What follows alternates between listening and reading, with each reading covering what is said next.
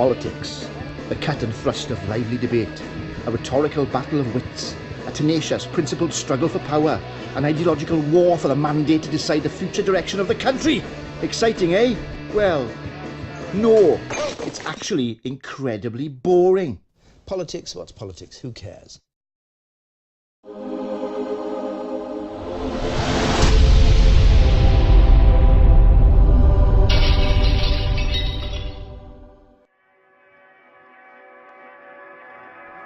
Over the years, the world of politics has become increasingly detached from the world of people.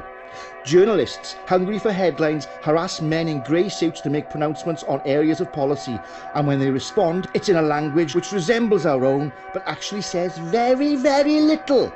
You might think it sounded like an answer, but it wasn't.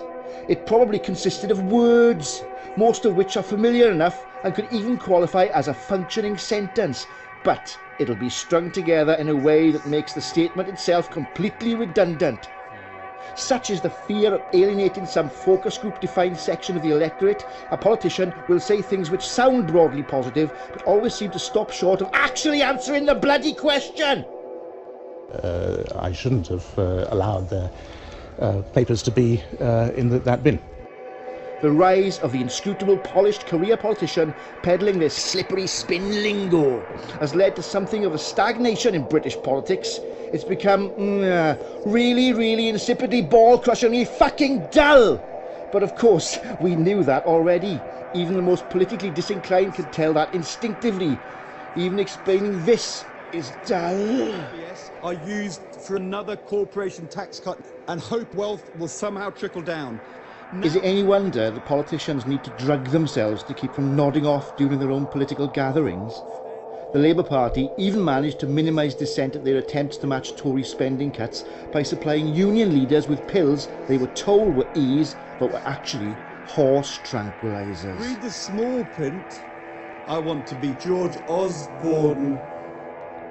David Cameron had some typically public school ways of conjuring up enthusiasm for his early speeches. So what are your plans for today, Prime Minister?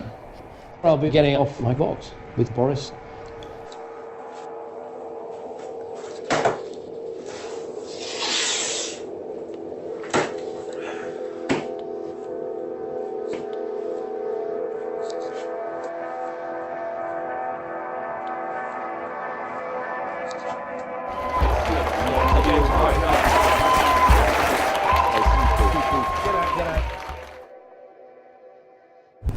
So you left without giving your speech.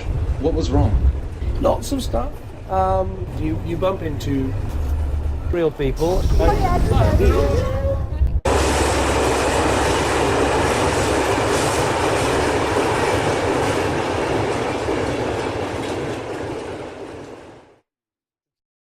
And what are you doing tomorrow? Tomorrow I'll be getting up normal time. That's what Conservatives do. Amazing.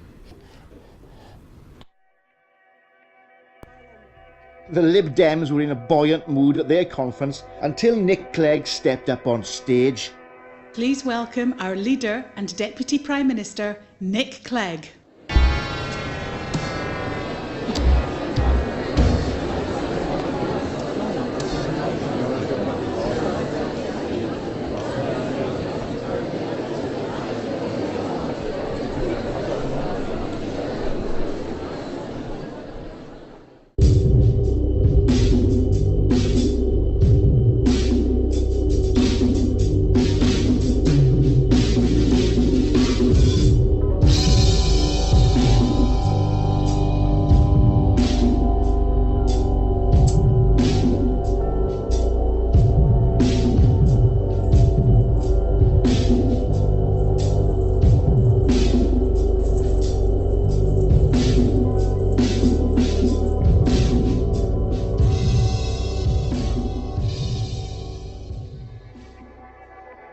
George Osborne even took LSD before his 2014 budget speech, delivering it inexplicably from a disused quarry in Nuneaton. But since it was mostly rambling fiscal gibberish and only a few minutes were captured by a passing truck driver, nobody really noticed. We have a choice we should make. A choice this party of progress always makes. And be in no doubt which side this party is on. We choose the past or the future. That is the choice. Let's choose our choice.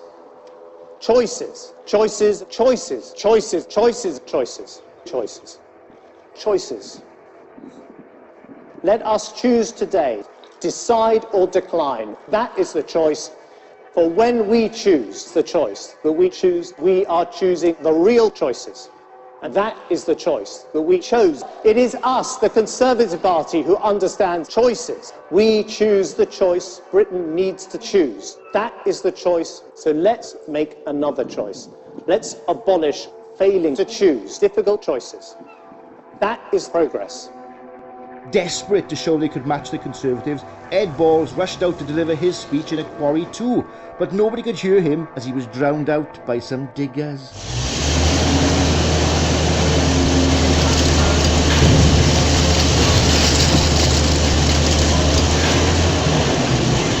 Difficult decisions. A few years in office and dough-faced Bollinger Vortex David Cameron doesn't even wait till he's out of public view before prepping up his next beakful of brain sherbet. Here he is, the cocky, gack-taking twat, not even listening to the questions. Chris Shipp from ITV. Thank you very much, Prime Minister. Chris Shipp, ITV News.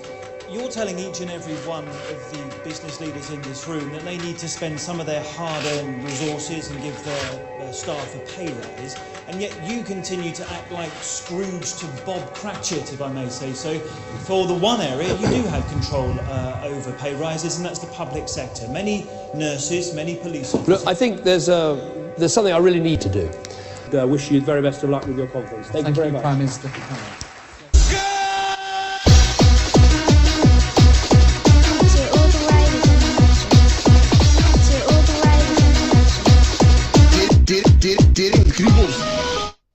It's another world, of course. They don't even know their dosages. But despite all this, the majority of these stuffed suits somehow still manage to come across as about as exciting as a lecture on nothing delivered by a charisma bypass on generic default factory settings. All this micromanagement mundanity has paved the way for the rise of the character. In normal circles, describing someone as a character is just a polite way of saying they're an overbearing, boorish twat. But in the political arena, this can be extended to anyone who fails to remember a spin doctor's instructions, or appears to be able to dress themselves. Actually, no. Look at this twat. Hello. I think his nanny dresses him. Okay, he'll do. Of course, even in the political arena, this doesn't rule out your average, simple, overbearing, boorish twat. Nigel Farage is rarely seen without a pint in his hand, so convinced is he that it will make him look like a man of the people, or as man of the people as it's possible for a privately educated, white, middle-class, ex-Tory, ex-stockbroker millionaire in mustard trousers and a hunting jacket to look. He was visibly agitated when he tried to give a speech without his frothy prop, admitting later it left him feeling a bit foreign. How can it be right that people can come into Britain? How can that make sense, and how can that be fair? No, no, no. I mean, just think of it. Well, it's a total abomination, and we will not have that. I don't want to hear any more, but never mind. We are the voice of Little England.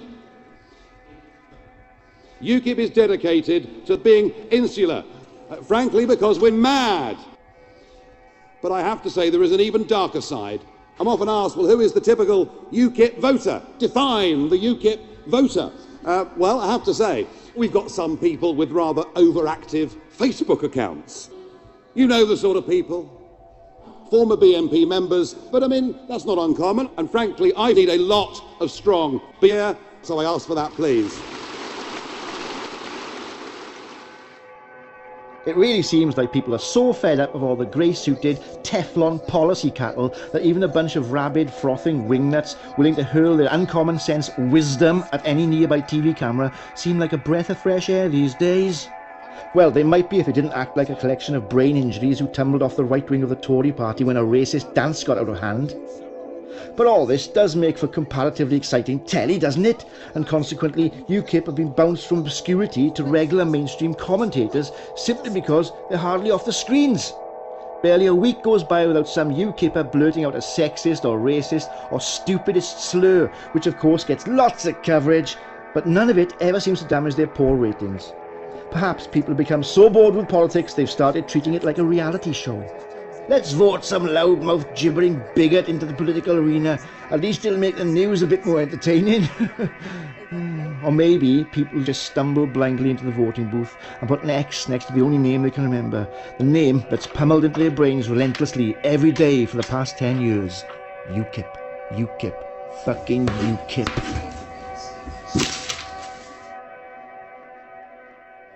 Well, there we have it. 50 shades of faceless drones, bungling clowns and pantomime villains. Is it any wonder nobody's arsed with it? Even previously popular figures don't seem to be cutting the mustard anymore. Perpetually baffled human flannel Boris Johnson's carefully choreographed waffling aristocratic shtick usually storms it at the Tory conference. Change days indeed. We Conservatives believe that the poorest families should work unpaid, 24/7, and that's why I'm so proud of what we have done, whatever it is.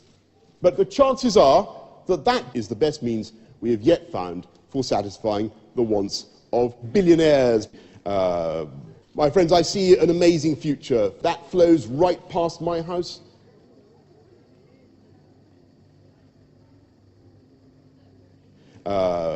English, be British, it's good, be British.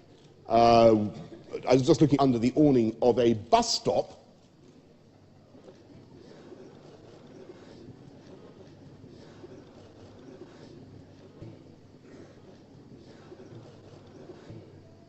And tried to find, some oligarchs from the planet Zog, writhing on their Barclays hire bikes.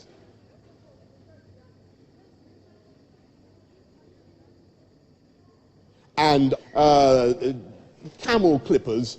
I've seen a tie factory in Darwin. I kid you not, I've been around a bit. And asteroids, where did asteroids come from? They didn't come from outer space.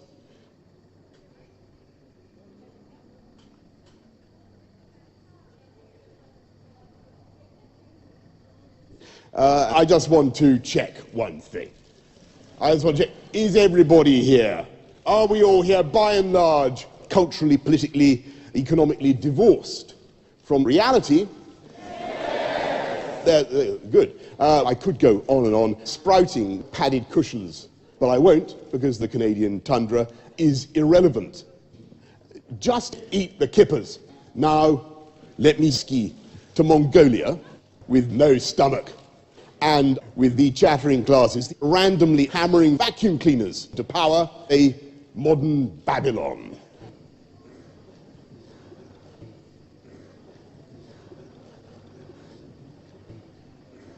They're balls. Now, municipal baggage handlers, water cannon, the last limo, a thundering tapioca hangovers, and I kid you not, can't see that, toenail. What's the best way to inflate solid fertility?